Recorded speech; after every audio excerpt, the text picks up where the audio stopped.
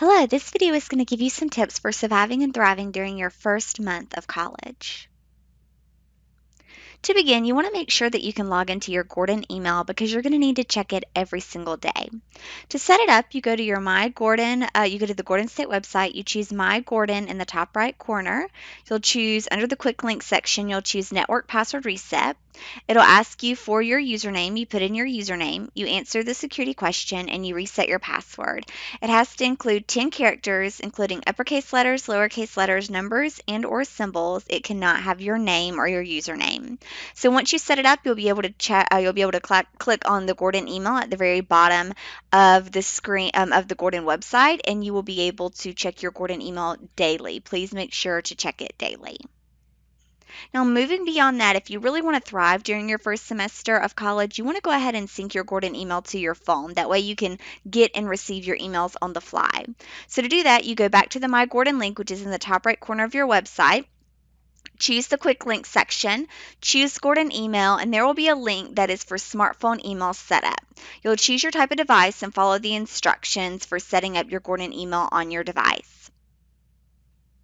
Another way to thrive during your first month in college is to go ahead and set up your email signature. This will help because every time you send a Gordon email, it will automatically have your name and 929 number so that you don't constantly have to type it into your email. This is going to be important when you email your professors or other academic offices on campus because we're going to need to know your name and 929 number to look you up in our system. Without that information, we might not be able to help you. So to set that up, you go to the My Gordon link in the top right corner of the website, you choose the Gordon email login, and you want to go ahead and turn on the new Outlook, which is on the right-hand side. So you just slide that on. Then you choose the gear icon. At the bottom, you'll be able to see View All Outlook Settings.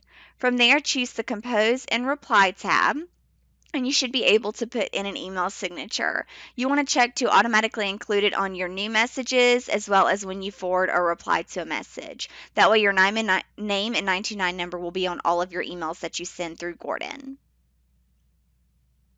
Another way to survive during your first month of college is to make sure that you can access your course schedule, which is located in Banner Web. You're going to need to know what classes you're taking, where they're located, and all that kind of stuff.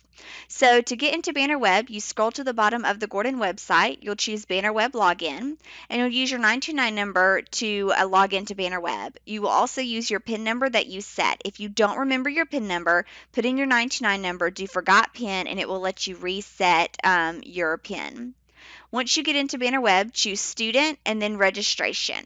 Then you'll be able to choose Student Detailed Schedule. This will give you a list of all the courses you're currently enrolled in. It will tell you the total number of credit hours that you're enrolled in. Remember, you have to have 12 to be full-time and 15 to stay on track to graduate.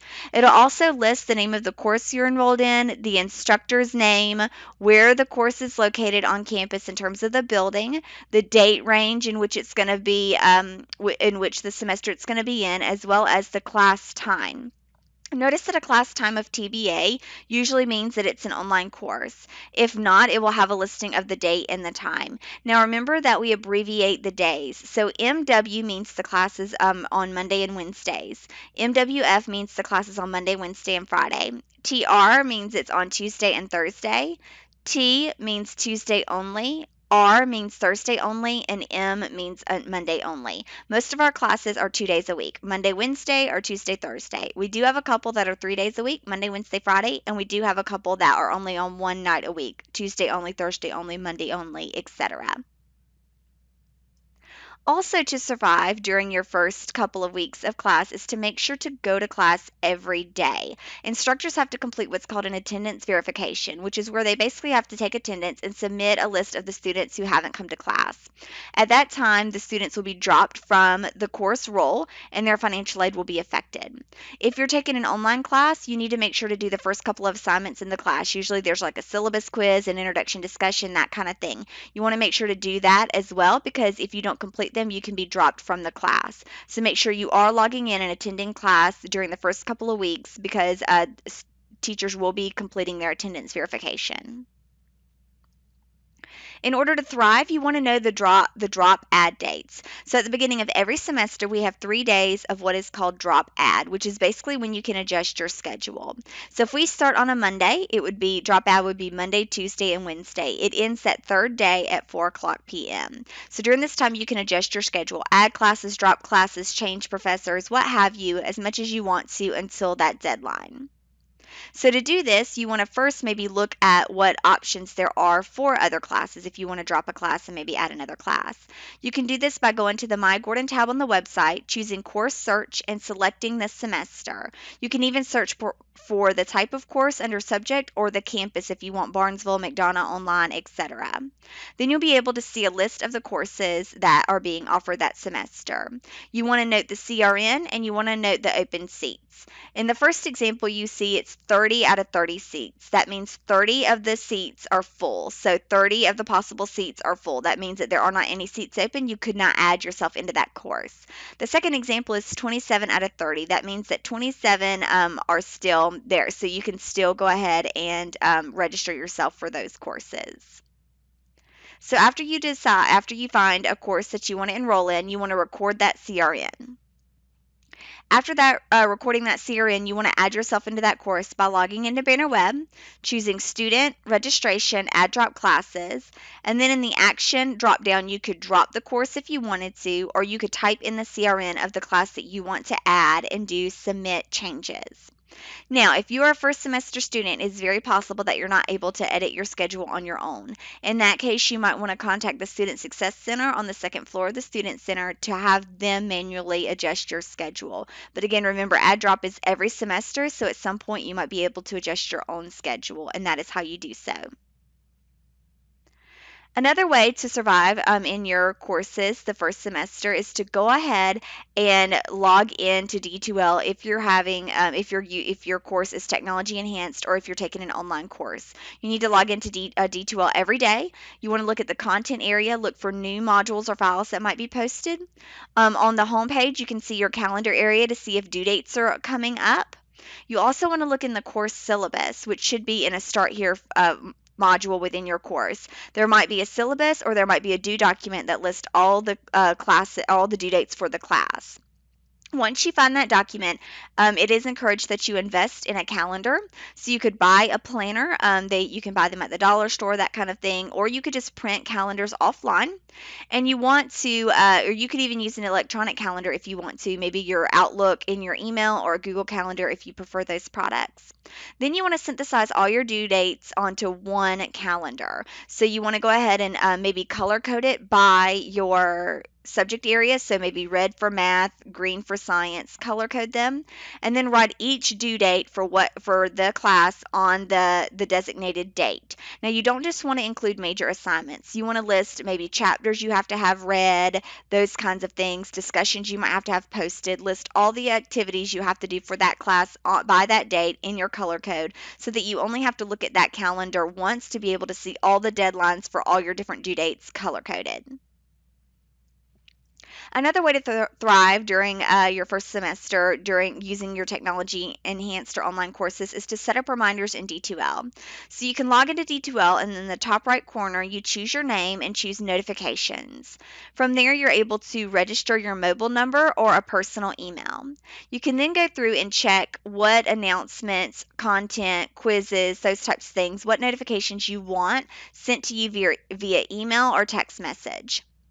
Once you do this, whenever a new announcement is posted, whenever a grade is posted, whenever a new content item is posted, whenever a quiz is 2 days away, etc., it will send you D2L will send you a text message or it will send an email to your personal email, which is another way to kind of keep up to date with what is happening in your course. However, this is not going to replace you actually logging into your course and completing your assignments.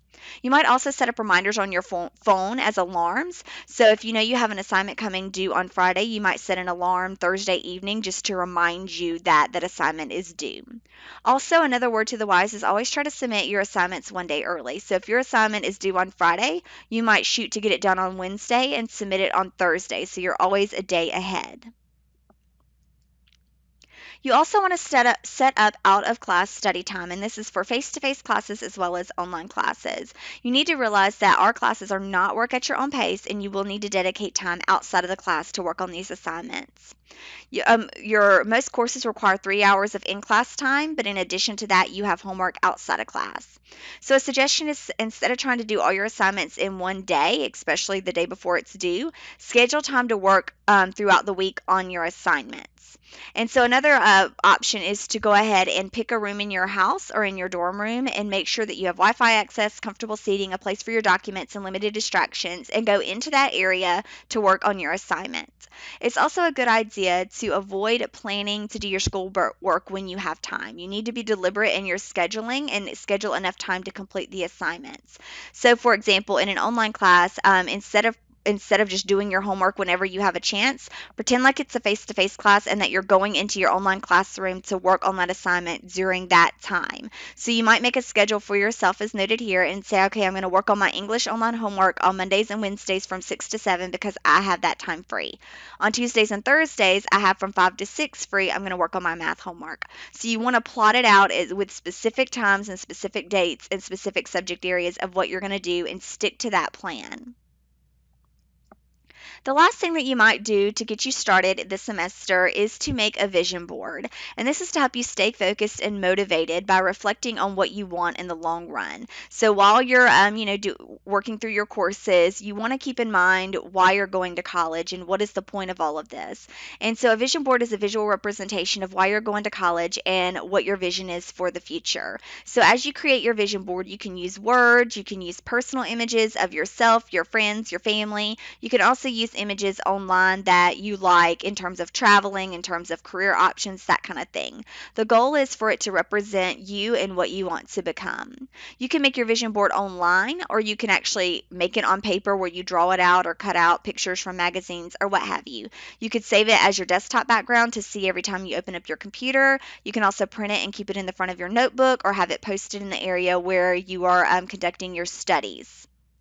You might include images, words, or goals that you have for yourself. You can even break them apart into a variety of areas. So you might make goals related to your relationships, related to your health goals, related to your financial goals, related to your academic goals, related to your hobby goals. So you might have different areas that you plan to work on during that semester. And again, the whole point is to keep you motivated and help you see what you're working towards in the long run. So those are just a couple of tips to get you started during the first month of college.